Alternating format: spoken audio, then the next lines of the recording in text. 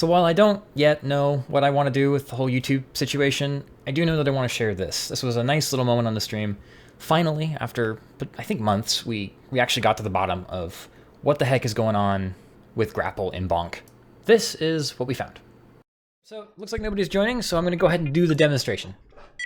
So what you're going to see is that, in theory, Grapple should be grappling directly to the circle at all times, right? Because the circle is close.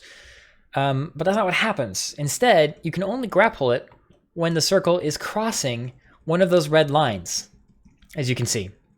And in fact, the point that it grapples is specifically the point on the object that is along that line.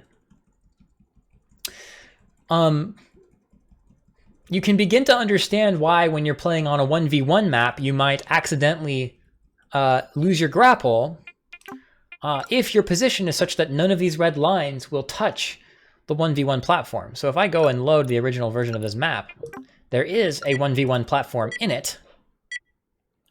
And as you can see, even though it's at times actually closer than the circle, there's no way to grapple that platform because it happens to be between the red lines.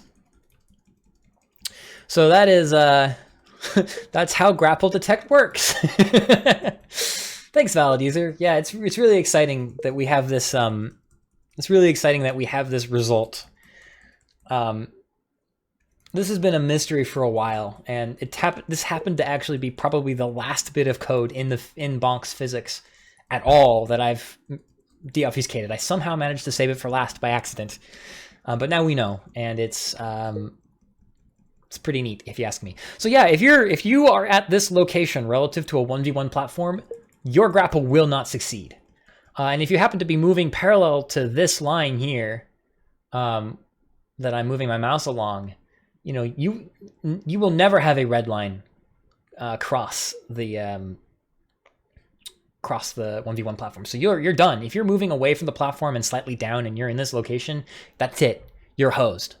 Your best bet would be to move straight down as hard as you can or straight right, but I digress. Right, well, I hope you found that as absolutely interesting as I did when I first came across it.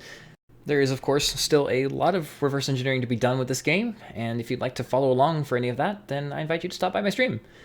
There will be a link in the description to my Twitch channel and my schedule, and from there you should have everything you need to drop by live.